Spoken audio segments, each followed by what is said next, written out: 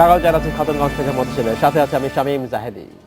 ব্রহ্মপুত্র নদের চর ও পাহাড়ি ভূমিতে তুলা চাষ করে লাভবান হচ্ছে জামালপুরের কৃষকরা, এবং এইরকম দেশের অন্যান্য স্থানেও তুলার চাষ করছেন কৃষকরা। আজ আমরা আলোচনা করব তুলা চাষ নিয়ে। এই নিয়ে আলোচনা করতে আমার সাথে স্টুডিওতে রয়েছেন বাংলাদেশ কটন অ্যাসোসিয়েশনের সহসভাপতি সৈয়দ জাভেদ আহসান এবং বাংলাদেশ কটন অ্যাসোসিয়েশনের সাধারণ সম্পাদক মেহেদি আলী। জনাব আলী এবং জনাব আহসান, আপনাদেরকে স্বাগত জানাচ্ছি এই অনুষ্ঠানে। আমরা আজ আলোচনা করব বাংলাদেশের তুলা চাষ নিয়ে, তুলা চাষের সম্ভাবনা নিয়ে। প্রথম প্রশ্ন আপনার কাছে জনাব আহসান, বাংলাদেশে আমরা যে তুলা চাষ হচ্ছে সেটা চাহিদার 1%-এর কম অংশ আমরা চাহিদা সেটা পূরণ করতে পারছি। এই অবস্থায় কি আপনার কি মনে হয় যে এই দিকে আমাদের প্রচেষ্টা দেওয়ার কোনো যুক্তি আছে তুলা চাষের? দেখেন, যে যুক্তি কিছুটা তো আছে। আমাদের ধরেন কি এটা একটা প্রত্যেক বছর কিন্তু প্রোডাকশন বাড়ছে। আচ্ছা, প্রোডাকশন কমছে না। আমাদের চাহিদা যদি থাকে 40 লক্ষ বেল, সেখানে যদি আমরা উৎপাদন করে থাকি 1.5 লক্ষ বেল, তাহলে এই প্রচেষ্টার আসলে কোনো ভবিষ্যৎ আছে কিনা? আমার কাছে প্রশ্ন। 1.5 লক্ষ বেলের ভ্যালু কত? ঠিক আছে, কিন্তু আমার চাহিদা তো খুবই সামান্য। না, সেটা আপনার 100% correct. Logically this is not a sustainable thing, right? কেন কি আমাদের এখানে যদি একটা র মেটেরিয়াল যদি আমার 1% মিট না করে, what is the point in import? Exactly, এই জন্যই আমি জানতে চাচ্ছি যে কেন এটা উৎপাদন করার তো কোনো যুক্তি নাই। এই প্রচেষ্টা কেন আমাদের, কেন কটন মিল বোর্ড আছে, কেন কটন মিল আছে, কেন করছি আমরা? কটন বোর্ড আছে বিকজ এখানে আমাদের ধরেন যে তুলার সাথে বাংলাদেশের অনেক দিনের একটা সম্পর্ক আছে, very old relationship, say going back to the muslin age থেকে আছে। তো আমরা তো ধরেন তুলা বোর্ড হয়তো 20 বছর আগে 25 বছর আগে একটা ইনিশিয়েটিভ নিয়েছে। আগে কিন্তু তুলার চাষ হতো। আচ্ছা, ইটস নট দ্যাট হতো না, বিকজ এই অঞ্চলে যখন কুষ্টিয়া, যশোর এইসব অঞ্চলে কিন্তু আগে থেকেই হচ্ছে তুলা চাষ। ওইটাকে কিছুটা এনকারেজ করার জন্য, কিছু ডাইভার্সিফিকেশন অফ ক্রপ করার জন্য, এটা আপনি মনে করেন? ধন্যবাদ। জনাব আলী, আপনার কি মনে হয় যে আমরা যে প্রচেষ্টা নিচ্ছি এটা কি আসলে আদৌ যুক্তিসঙ্গত কিনা? একই প্রশ্ন আসলে আপনার কাছে। ধন্যবাদ আপনাকে। আমি বলবো যে আমি নিরুৎসাহিতদের দলে না। আচ্ছা, আমাদের দেশটা ছোট কিন্তু সম্ভাবনাময়। অ্যাবসলিউটলি। কটনের তুলো চাষের জন্য প্রচুর জমির প্রয়োজন হয়, সেটা আমি এগ্রি করছি।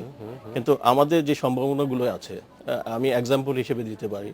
হিল কটন বলে একটা কটন হয়, সেটা হিল এরিয়াতে হয়। আমাদের যতটুকু পার্বত্য অঞ্চল আছে অনেকটাই ওইভাবে ইউজ হচ্ছে না। হ্যাঁ, সেখানে জুম চাষ হচ্ছে, চা চাষ হচ্ছে, আরো অন্যান্য ফসল হচ্ছে। সেখানে যদি আমরা তুলোটাকেও যদি ইন্ট্রোডিউস করতে পারি, ইমপ্রুভ করতে পারি, পাশাপাশি আমাদের একটা ওই রাজশাহীর দিকে ওই এলাকাতে প্রচুর আম বাগান আছে। হ্যাঁ, আম বাগানের যে গাছগুলো একটা সার্টেন হাইট পর্যন্ত থাকে, নিচে যে ল্যান্ডগুলো থাকে সেটা ইউজ করা হয় না, সেখানে আমরা তুলোটা হারভেস্ট করতে পারি। হ্যাঁ, তো এগুলো করলে আসলে এখন তো আমরা মডার্ন টেকনোলজির ইয়েতে চলে আসছি, সায়েন্স অনেক ফাস্ট হয়েছে। তো এই টেকনোলজিকে কাজে লাগিয়ে অল্প জমিতে বেশি করা সম্ভব হয় এটা। এবং কটন বোর্ড যদিও এটা হাঁটিয়াটি পা করে বহুদিন পার করেছে, আমাদের সরকার যদি ভালোভাবে পদক্ষেপ নেয় তাহলে কটন বোর্ড অনেক কিছুই করতে পারে। এবং আমরা কটন বোর্ড এবং বাংলাদেশ কটন অ্যাসোসিয়েশন জয়েন্টলি কিছু করার চেষ্টা করছি। এবং শুধু কটন বোর্ডের সাথে না, আমরা সমস্ত অ্যাসোসিয়েশন বাংলাদেশের যারা টেক্সটাইলের সাথে রিলেটেড তাদের সাথে জয়েন্টলি কাজ করার চেষ্টা করছি। ভবিষ্যতে আরো ভালো রেজাল্ট আমরা আশা করছি জাতিকে দিতে পারবো। তো কটন বোর্ড অলরেডি স্টার্ট করেছে, আম বাগানে কটনের হারভেস্ট শুরু করেছে, যার পরিপ্রেক্ষিতে গত সিজনের আগের সিজনে 20,000 বেল তারা করতে পেরেছিল।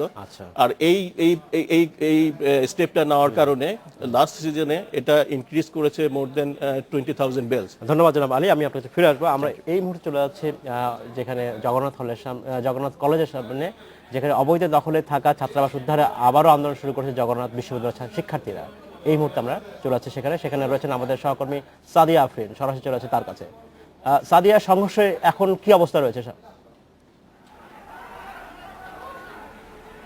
জাহিদি, আমরা প্রথমেই আপনাকে একটু আমার ডান পাশে দেখিয়ে দিতে চাই যে সংঘর্ষ কিন্তু এখন আবার শুরু হয়েছে। প্রায় 10 মিনিট আগে সংঘর্ষটা দ্বিতীয় দফায় শুরু হয়েছে। আপনারা যদি দেখেন যে জগন্নাথ বিশ্ববিদ্যালয়ের ছাদের উপরে শিক্ষার্থীরা দাঁড়িয়ে আছে ও সেখান থেকে তারা ইটপাটকেল ছুটছে। শুধুমাত্র ছাদের ওপর থেকেই না, আমরা দেখেছি যে বিভিন্ন পাশ থেকে শিক্ষার্থীরা এসে পুলিশকে উদ্দেশ্য করে বিভিন্ন সময়ে ইটপাটকেল ছুটছে এবং পুলিশ আত্মরক্ষার্থে ফাঁকা গুলি ছুটছে এবং পুলিশের সদস্যরা কিন্তু কিছুক্ষণ আগে এখান থেকে সরে গিয়েছিল, কিন্তু হঠাৎ করে আবার শিক্ষার্থীদের পক্ষ থেকে এই ইটপাটকেল ছোড়া শুরু হয় এবং তারা আক্রমণ করলে পুলিশ আবার আত্মরক্ষার্থে এবং পরিস্থিতি নিয়ন্ত্রণে ফাঁকা গুলি ছোড়া শুরু করে।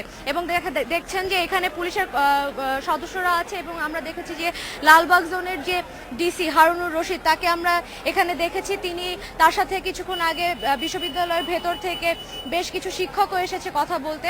আমরা শুনেছি যে এর আগে যখন সংঘর্ষ হয়েছিল তখনও কিন্তু সংঘর্ষটা থামানোর জন্য যেন থামানো হয় সে বিষয়ে কথা বলতে এসেছিল জগন্নাথ বিশ্ববিদ্যালয়ের শিক্ষকরা এসে কথা বলার পরে পুলিশ আর পাল্টা হামলা করেনি শিক্ষার্থীদের উপর, তবে শিক্ষার্থীরা রাস্তার উপরে অবস্থান করছিল আমরা দেখেছি। এবং আপনাদেরকে একটু বিস্তারিত জানিয়ে রাখি যে সকালবেলায় তাদের এই মূল আন্দোলন শুরু হয় যে তাদের যে দাবি যে তাদের হল অবৈধ দখল করে রাখা হয়েছে, তো সেই দখল যেন ছেড়ে দেওয়া হয় তার জন্যই তারা এই আন্দোলন শুরু করে। এবং আন্দোলনের এক পর্যায়ে তারা এই জগন্নাথ বিশ্ববিদ্যালয়ের সামনে থেকে শুরু করে রায়েরশাহ বাজার মোড় পর্যন্ত চলে যায় এবং সেখানে একটি মার্কেটে ঢুকে পড়লে পুলিশ পরিস্থিতি নিয়ন্ত্রণে এই ফাঁকা গুলি ছোড়ে এবং টিয়ারশেল ছোড়ে। তো এক পর্যায়ে যখন তাদেরকে ধাওয়া দিয়ে বিশ্ববিদ্যালয়ের সামনে পর্যন্ত নিয়ে আসে শিক্ষার্থীদেরকে, তখন শিক্ষার্থীরা এখান থেকে পুলিশকে উদ্দেশ্য করে ইটপাটকেল ছোড়ে। আমরা কিন্তু রায়েরশাহ বাজার মোড় থেকে এই পর্যন্ত দেখে এসেছি যে রাস্তার বিভিন্ন জায়গায় তারা আগুন জ্বালিয়েছে এবং পুরো রাস্তা জুড়ে ইটপাটকেল পড়ে আছে। তো এখনো কিছুক্ষণের জন্য পরিস্থিতি নিয়ন্ত্রণে থাকলেও শিক্ষার্থীরা আবার যেহেতু তাদেরকে আক্রমণ শুরু করেছে, পুলিশ এখন আবারও চেষ্টা করছে পরিস্থিতি নিয়ন্ত্রণে আনার। ইতিমধ্যে তারা আবার দ্বিতীয় দফায় কয়েক রাউন্ড ফাঁকা গুলি ছুড়েছে।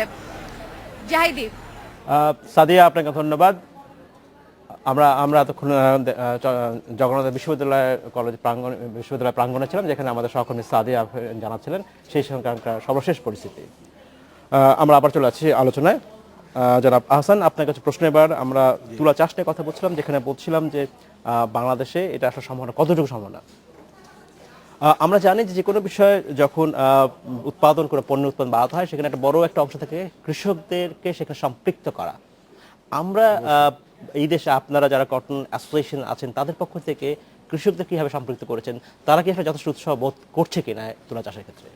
দেখেন, আমাদের এটা সরাসরি আমাদের তো ভূমিকায় আমাদের নাই। এখানে কটন বোর্ডের একটা ভূমিকা রয়েছে কৃষকদেরকে করা, এটাকে করে ইনিশিয়েটিভ নেওয়া। বাট উই হ্যাভ আমাদের সাথে যাদের সম্পর্ক, আমাদের গ্রোয়ারদের সাথে কিন্তু সম্পর্ক আছে। Grower are part of our association. আমাদের অ্যাসোসিয়েশন আছে কিন্তু grower, ginners, traders and agents. আচ্ছা, গ্রোয়ারদের কিন্তু আমাদের সাথে আছে এবং ওই গ্রোয়ারদের কাছ থেকেই আমাদের আমার যে কলিগ আছেন, আমাদের সেক্রেটারি সাহেব এটা বলেছেন আপনাকে, দ্যাট ওইখান থেকে আমরা ফিডব্যাক কিছু পাচ্ছি যে ওরা চাচ্ছে কি যদি কিছুটা সরকারিভাবে কিছুটা সাহায্য সহযোগিতা যদি পায় তারা, they can do far more better performance. আচ্ছা, এইখানে কৃষকদের কাছ থেকে যে তুলা সংগ্রহ করছেন আপনারা, জি, এই সংগ্রহে এই দাম নির্ধারণ করা হয় কিভাবে, বা আগে থেকে দাম কি নির্ধারণ করা থাকে, নাকি এটাকে কন্ট্রাক্ট ফার্মিং এর মতো হয়, নাকি এমনি তারা কয়? দেখেন, ইদানিং কিন্তু ইনফরমেশন হাইটেকের ইয়েতে এভরিবডি নোজ কি আছে। আজকে মানে ইন্টারন্যাশনাল বাজারে কোন তুলার কি গ্রেডের কি দাম হচ্ছে, কি দে নো, ওই রকম আইডিয়া করে তারা সরাসরি তারা they are selling it to ginners. Right, জিনার্সরা কিন্তু they are determining the price and they are being well informed. They are keeping well informed from their contacts in Dhaka যে তাদেরকে মানে কি আজকে বাজারটা কি আছে এবং আগামীকাল কি। কমোডিটি মার্কেট তো ভ্যারি করে ডে টু ডে। আচ্ছা আচ্ছা, সো দে আর ওই দিক থেকে they are quite clever in that initiative তারা নিয়ে এবং করছে তারা। আচ্ছা, সেই অর্থে কোনো দাম আগে নির্ধারণ করা হচ্ছে না? না, দাম নির্ধারণ, বিকজ ডে টু ডে যেটা দাম পাচ্ছে তারা ওইভাবে বিক্রি করছে, কোনো ফিক্সড প্রাইস তো নাই। আচ্ছা, ধন্যবাদ। জনাব আলী, আপনার কি মনে হয় যদি কন্ট্রাক্ট ফার্মিং মডেলে তুলা চাষ করা যায় তাহলে কৃষকরা অ্যাটলিস্ট ক্ষতির সম্মুখীন হবে না? আপনার কি এটা মনে হয়? অবশ্যই, যদি এই ফরম্যাটে যাওয়া যায় অবশ্যই কৃষকরা লাভবান হবে। অ্যাকচুয়ালি জাভেদ ভাই যেটা বলছিলেন যে ওখানে আমি কিছু অ্যাড করতে চাই, রাইট। সেটা হচ্ছে যে আমরা কিন্তু এখনো আমাদের কটন ট্রেডিংটা কিন্তু এখনো ইন্টারন্যাশনাল মানের হয়নি। হ্যাঁ, যেখানে অন্যান্য দেশে ফার্মাররা, আমি উল্লেখ করব ইন্ডিয়ার কথা, হ্যাঁ, সেখানে ফার্মাররাই ভালো অনেক সময় দাম পায় না তুলোর। হ্যাঁ, তো এখন অনেকটা ইন্টারন্যাশনাল ওয়েতে তারা করছে। তো আমরাও আশা করি ইনশাল্লাহ খুব কাছাকাছি সময় আমরাও ওই রকম ট্রেডিং করতে পারবো। আচ্ছা, ধন্যবাদ জনাব আলী। আমাদের সময় হচ্ছে বিরতিতে যাবার, ফিরে এসে আমরা আবার কথা বলবো। সময় হলো একটি বিরতিতে যাবার, ফিরতে শীঘ্রই সাথেই থাকবে।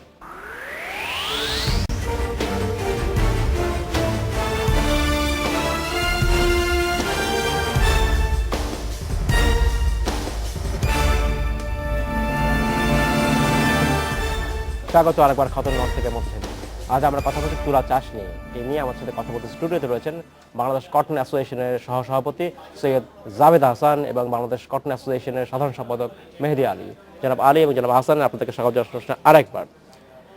জনাব আলী, আপনার কাছে প্রশ্ন এবার। আমরা ঠিক বিরতিতে যাওয়ার আগে যে কথা বলছিলাম, যেখানে বলছিলাম যে তুলা চাষের সম্ভাবনা নিয়ে একটা বিষয়, যেহেতু আমরা পুরোপুরি ইম্পোর্ট নির্ভর, আপনি কি আমাকে বলবেন যে আমরা এখন যে পুরোটা ইম্পোর্টের উপর চলছি, সেই ক্ষেত্রে ইম্পোর্টের ক্ষেত্রে আপনারা ঠিক কী ধরনের সমস্যার সম্মুখীন হচ্ছেন?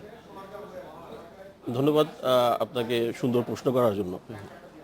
অ্যাকচুয়ালি বাই সিতে যে শিপমেন্টগুলো আমাদের আসে, সেখানে আমরা খুব একটা সমস্যার সম্মুখীন হই না। তারপর ছোটোখাটো সমস্যা তো থাকেই। কিন্তু আমি যেটা এখন আপনাকে যেটা বলতে চাই, এবং যারা টিভির সামনে বসে আছেন তারাও জানুক, সেটা হচ্ছে যে আমাদের ম্যাক্সিমাম ইন্ডিয়ান কটনটা আসে হলো বাই রোডে, সেটা বেনাপোল দিয়ে আসে। বেনাপোলে যে ওয়ার হাউস আছে গভর্নমেন্টের, সেখানে ইন্ডিয়ান ট্রাক ঢুকে আনলোড করে সেই ট্রাকগুলোকে চলে যেতে হয়। আচ্ছা, তো যেই ওয়ার হাউসটাতে রাখা হয় কটনগুলো, এটা ইনসিকিউরড। এটা আপনার এখানে সিকিউরিটির, আমি বলবো যে সিকিউরিটির কোনো ব্যবস্থাই নেই। হ্যাঁ, সরকারিভাবে কিছু আছে, কিন্তু এটা যদি প্রপার মেনটেন করতো তাহলে ঠিক ছিল। কিন্তু গ্রেটটা নষ্ট হতো না। হ্যাঁ, চুরি হচ্ছে তো। ওখানে চুরি হচ্ছে। হ্যাঁ, চুরি হচ্ছে। রিসেন্টলি এমনও ইনফরমেশন আমার কাছে আসছে যে সাপ্লায়ারের ইন্সপেকশন কোম্পানি থাকে, কন্ট্রোলার থাকে, সে বাধা দিয়েছে, তার লোকে মাথা ফাটিয়ে ফেলেছে, নয়টা শিলিয়ে পড়েছে। তো আমরা আপনার মাধ্যমে সরকারের কাছে একটা আবেদন জানাতে চাই, যদি বেনাপোল পোর্ট দিয়ে তো অনেক ধরনের কমোডিটিস বাংলাদেশে আসে, আমাদের বাংলাদেশ কটন অ্যাসোসিয়েশন থেকে একটা আপিল থাকবে সরকারের আপনার মাধ্যমে, সেটা হচ্ছে ভোমরা একটা ল্যান্ড পোর্ট আছে, সেটা যদি গভর্নমেন্ট শুধু তুলার জন্য কনসিডার করে, আমার মনে হয় এই যেই আপনার চুরিগুলো হচ্ছে, এতে কিন্তু আমরাও লুজার হচ্ছি, যারা এক্সপোর্ট করছে তারাও লুজার হচ্ছে। আচ্ছা, ধন্যবাদ জনাব আলী। আমি এই বিষয়টা আপনার কাছে পরে আসবো। আমরা তুলা চাষ নিয়ে কথা বলছিলাম। জনাব হাসান, আপনার কাছে প্রশ্ন, যে আমরা বিরতিতে যাবার আগে আলোচনা একটা সময় বলছিলাম যে ভালো গবেষণা প্রয়োজন আমাদের এই ক্ষেত্রে। আপনার কি মনে হয় আমাদের তুলা উন্নয়ন বোর্ড থেকে যথেষ্ট গবেষণা হচ্ছে, বা আপনার কি মনে হয় যতক্ষণ না আমরা ভালো গবেষণার মাধ্যমে ভালো জাত না পাচ্ছি, ততক্ষণ ধরে এই যে পরিশ্রম করছি তুলা চাষের পেছনে, সেটা কি একেবারে আপনি যদি ওনাদেরকে জিজ্ঞেস করবেন, ওনাদেরও একই উত্তর থাকবে, যে ফান্ড কনস্ট্রেন্ট। ফান্ড কনস্ট্রেন্ট, যে কোনো রিসার্চে R&D-তে রিকোয়ার্স লট অফ ফান্ডিং লাগে। তো ফান্ডিং তো যদি তারা দের নো ডার্থ অফ সিনসিয়ারিটি, তারা কিন্তু সিনসিয়ার, তারা যারা আছে এখানে, যারা গবেষক আছে, যারা সায়েন্টিস্ট আছে, যারা ডাইরেক্টর আছে, দে আর অল ভেরি সিনসিয়ার। তারা তাদের প্রচেষ্টা আছে, চেষ্টা সবসময় চালিয়ে যাচ্ছে এটাকে কিভাবে ইমপ্রুভ করা যায়। কিন্তু অনেক সময় তাদের বাধাগ্রস্ত হচ্ছে বিকজ ফান্ড কনস্ট্রেন্ট, ফান্ডিং লাগে।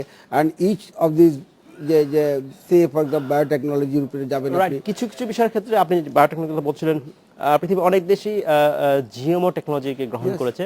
ফর এক্সাম্পল ইন্ডিয়াতেও, সেখানেও জিওমো কটন উৎপাদন হচ্ছে। এটার জন্য তার রিসার্চ বাড়তি রিসার্চ প্রয়োজন হয় না? না, what you require only is transfer of technology from India. সেক্ষেত্রে আমরা ওইদিকে কি চিন্তা করছি? আমরা চিন্তা করছি কি না আমি সঠিক বলতে পারবো না, কিন্তু চিন্তা তো অবশ্যই করা উচিত। কেন কি আমরা যদি আজকে 1,20,000 বেল করতে পারি, we can easily make it 3 times. That means almost 4 lakh bales. 4 lakh bales, you are meeting 10% of your requirement. তো এটা তো একটা চেষ্টা তার যদি 10% রিকোয়ারমেন্ট মিট করতে পারে, তাহলে একটা কৃষকরা কাজে মানে exactly, একটা ব্যাকআপ হতে পারে। কৃষকরা যদি ইয়ে পায়, ইঞ্জিনিয়াররা যদি দামটা পায়, তারাও একটা উৎস আসবে থেকে ভাই ফার্দার ইনভেস্টমেন্ট করা উচিত এই সেক্টরে। এবং আমার মনে হয় কিছুটা it should B A private sector public sector cooperation. Absolutely, absolutely. ধন্যবাদ জনাব আলী। যেহেতু জনাব আহসান বলছেন যে এটা প্রাইভেট সেক্টর পাবলিক সেক্টরের মধ্যে একটা এক ধরনের কোলাবোরেশন থাকা উচিত, সেক্ষেত্রে আপনার কটন বোর্ডের, আপনারা কটন অ্যাসোসিয়েশনের পক্ষ থেকে কখনো কি এই বিষয়ে চিন্তা করেছেন কিনা, যদি উন্নত জাতের বীজ আনতে হয় বা বাড়তি গবেষণার প্রয়োজন হয়, সেক্ষেত্রে কি আপনারা কোনো বাড়তি ভূমিকা রাখতে পারেন কিনা? জি, আমরা ধন্যবাদ আপনাকে আরেকবার। আমরা কটন বোর্ডের সাথে খুব ক্লোজলি ফলো আপে আছি। কালকেও কটন বোর্ডের একটা ওয়ার্কশপ আছে 2 দিনের, ওখানেও আমরা আমাদের কটন অ্যাসোসিয়েশন থেকে আমরা পার্টিসিপেট করব। আশা করছি যে বিগত দিনে যে সমস্ত ডিসকাশন আমরা করেছিলাম সেগুলোর একটা ভালো সুযোগ কালকে যে আমরা গেট টুগেদার করছি সেখানে আমরা কিছু একটা করতে পারবো, এটা আমি আশাবাদী। আচ্ছা, আমার যতদূর মনে পড়ে বাংলাদেশের পাটের জিনোম যে সিকোয়েন্স আবিষ্কার করলেন যে বিজ্ঞানী ডক্টর মাকসুদুল আলম, উনি একবার বলছেন তার নেক্সট লক্ষ্য হচ্ছে যে এমন জাতের দেশে পাট উৎপাদন করা, তৈরি করা, যেটা তুলার বিকল্প হতে পারে। সো এই বিষয়গুলো যদি কখনো আসে বা সেখানে যদি বাড়তি ফান্ডিং এর প্রয়োজন হয়, সরকার যদি করে, তাহলে আমরা একটা বিকল্প হতে পারে, সেটা সেই ক্ষেত্রে অবশ্যই সেটা দেখতে পারি আমরা। অবশ্যই। জনাব হাসান, আপনার কাছে আরেকটা প্রশ্ন আমাদের, আমরা যে এখন আমাদের যে যতগুলো তুলার কারখানা আছে যেগুলো, সেখান থেকে যে সংগ্রহ করছি আমাদের কৃষকদের কাছ থেকে, এইটার মান সম্পর্কে যদি আপনি বলেন যে আমাদের সেই তুলার মান আসলে কেমন? আমাদের মান যেটা আপনাকে আমি দেশি তুলার কথা বলছি, যেখান থেকে আপনার নেদিশা বলেছে আগেই, কিন্তু it's a very good cotton, এটা কোয়ালিটি খুব ভালো, প্রপার গ্রেডিংটা শুধু হচ্ছে না, যার ফলে যারা এক্সপোর্ট ওরিয়েন্টেড মিলগুলি যারা আছে তারা ওই রিস্কে যাচ্ছে না। আমি একটা সেটা হয়তো এক্সপোর্ট করা সম্ভব না, এত কম পরিমাণ তুলা হয়, সেটা না, ডোমেস্টিক কনজাম্পশনে আমি যে ব্লেন্ডিং করব হয়তো কিছু এক্সপোর্ট ইয়ার্নের কথা বলছেন, এক্সপোর্ট ইয়ার্ন প্রডিউস করার জন্য যে গ্রেডিংটা দরকার সেটা আমরা এখন করতে পারছি না, due to modern ginning systems আমাদের নাই, সেজন্য। আচ্ছা, কস্ট কাট করার জন্য আমি ব্লেন্ডিং করলাম, আমি কিছুটা লোকাল তুলা ইউজ করলাম, কিন্তু অ্যাট হোয়াট রিস্ক? আমি যদি দেখা যায় কি আমি একটা তুলা ইউজ করছি যেটা which is causing degradation of quality, তো ওটা তো আমার কোনোদিনই অ্যাকসেপ্টেবল, ওই রিস্কটা তারা যাচ্ছে, যার ফলে হচ্ছে কি this are being use mostly by local mills, ছোটোখাটো মিলগুলি আছে আশেপাশে যারা আছে তারা ইউজ করতেছে। এবং আমাদের ইয়ে হচ্ছে কি ওয়াই নট, এটা হবে না কেন? যদি এই ইনভেস্টমেন্টটা তো শুড বি অন রিসার্চ, ল্যাবরেটরির উপরে রিসার্চ করা উচিত, করা উচিত, ইনভেস্টমেন্ট অন বেটার সিডস, কোথায় থেকে দিজ আর এটা কিন্তু লং টার্মে these are very return is very high, initial investment is high. ধন্যবাদ জনাব আলী। আপনার কি মনে হয় যে আমরা এখন তুলা যেখান থেকে আমদানি করি, যেটা প্রায় দেখা যায় যে আন্তর্জাতিক বাজার যখন তুলার দাম হঠাৎ করে বেড়ে যায়, এর ফলে তুলা আমদানিতে একটা বড় ধরনের নেতিবাচক প্রভাব পড়ে এবং এর বাজারের দাম অনেক বেড়ে যায়। এই ক্ষেত্রে আপনারা আপনাদের অ্যাসোসিয়েশন পক্ষ থেকে কোনো প্রিএমটিভ মেজার নেন কিনা, বা আগে থেকে কোনো চিন্তা করেন কিনা, বিকল্প কোনো বাজার ব্যবস্থা রাখেন কিনা যেখান থেকে বিকল্প উপায় আপনার ইম্পোর্ট করতে পারেন, এরকম কি চিন্তা করে রাখছেন কিনা? অ্যাকচুয়ালি বিকল্প তো এটা সম্ভব না এই সেন্সে যে আমরা ডিপেন্ডেন্ট ইন্ডিয়ার উপরে, যেহেতু আমরা আগেই বলেছি যে 99% আমাদের তুলা ইম্পোর্ট করতে হয়, ওদিকে তাকিয়ে থাকতে হয়। তো আমরা অ্যাসোসিয়েশন থেকে যেটা করে আসছি, আমাদের ক্লোজ মনিটরিং থাকে, আমরা টাইম টু টাইম সবাইকে ইনফর্ম করার চেষ্টা করি যে এখন প্রপার বাইং টাইম না, হ্যাঁ, তো কিছুদিন ওয়েট করলে মার্কেটটা হয়তো বা ডাউনওয়ার্ডে যেতে পারে, এই ইনফরমেশনগুলো আমরা দেওয়ার চেষ্টা করি। আচ্ছা, এই এতটুকু আমি বলতে পারি, এর বেশি আর কিছু করা থাকে, এর বেশি প্রেডিকশন আমরা করতে পারি না। ব্যাপার হচ্ছে কি দেখেন কি ইটস প্রত্যেক দিন কিন্তু একটা রিপোর্ট বেরোচ্ছে বিভিন্ন সাপ্লায়ার কাছ থেকে আসছে, about weather, about prevailing market condition, কোন দেশে কত উৎপাদন হচ্ছে, রিপোর্ট আসছে, আমরা এটা সার্কুলেট করি কিন্তু on individual level we do it, as a company I do it for my customer, আমরা করে যাচ্ছি। কিন্তু এখানে প্রশ্ন হচ্ছে কি নোবডি কটন বলা কমোডিটি মার্কেট, কটন কেন, যে কোনো কমোডিটি মার্কেট কালকে কি হবে সেটা জাস্ট নট পসিবল, ইম্পসিবল। ধন্যবাদ জনাব আহসান, ধন্যবাদ জনাব আলী, এই অনুষ্ঠানে আসার জন্য আপনাকে অসংখ্য ধন্যবাদ। সময় ছিল আজকে আমাদেরকে এখানে শেষ করতে হচ্ছে। আপনাকেও ধন্যবাদ। Thank you. এই ছিল আজকের মতো খাতুনগঞ্জ থেকে আমাদের সাথেই থাকবেন, দেখা হবে আবার।